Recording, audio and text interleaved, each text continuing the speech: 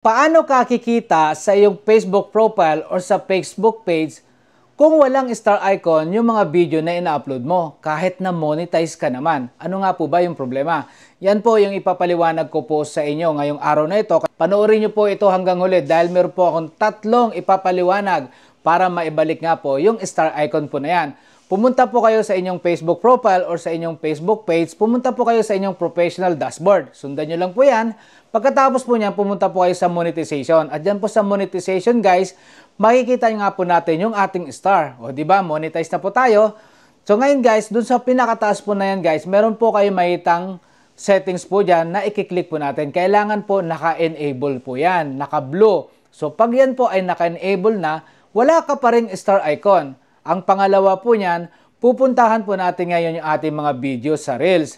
Pagka-click po natin ang video na yan sa Reels, meron po kayo makikita sa pinakababa na tatlong dot. So pag nakita nyo po naka-turn off star, ibig sabihin naka-turn on na po yan. Pero wala ka pa rin star icon. Yung pangatlo po, dyan na po tayo hihingi ng tulong dito kay Facebook. So paano nga po ba humingi ng tulong kay Facebook para malagyan tayo ng star icon? Madali lang po yan guys. Pumunta lang po kayo sa inyong professional dashboard. Diyan po sa nakikita nyo pong picture na yan, may makikita po kayo diyang report a problem. Diyan po sa report a problem na po yan guys, yan po yung lalabas. So yan po, pumunta lang po kayo sa pinakababa at may mapakikita po kayong continue report. Dito sa choose feature na nakalagay na yan, piliin nyo po kung ano yung nire-report nyo. Kung page po ba yan or profile. I-click nyo lang po yan. Tapos proceed na po tayo dito. May makikita po kayo dyan na take screenshot. So kailangan screenshot nyo po yung inyong mismong Facebook profile.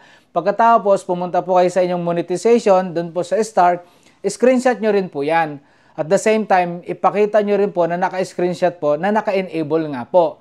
So pag yan po ay nagawa nyo na lahat guys, meron po kayong susulatan ng katulad po niyan. So para mas madali po sa inyo kung kayo po ay nahirapan kung ano po ang isusulat kay Facebook para po tayo ay mag-report, naandyan na po, gumawa na po ako para sa inyo. Ang gagawin nyo lang, i-post nyo lang po yan at kopyahin nyo po. Pagkatapos po, pag nagawa nyo na po yan, ilagay nyo po yung name nyo, tapos may makita po kayo na send, send nyo na po yan. Hintayin nyo lang po yung kanilang reply sa support inbox. Doon nyo po makikita at ipaliwanag nyo nga po sa kanila uli kung sakaling magtatanong sila kung ano yung problema. Isulat nyo na lang po uli kung ano po yung nailagay ko po dyan na guide kung paano magsulat dito kay Facebook. Ngayon guys, kung tatanungin nyo ako kung paano ba maibabalik yung nawalang star ng buhay nyo, well, bumalik na lang po kayo dito sa aking YouTube. Don't forget to subscribe. Follow nyo na rin po ako sa Facebook para nang nun updated po kayo sa lahat ng mga tutorial na ginagawa ko dito kay Notnot Palaboy. Bye!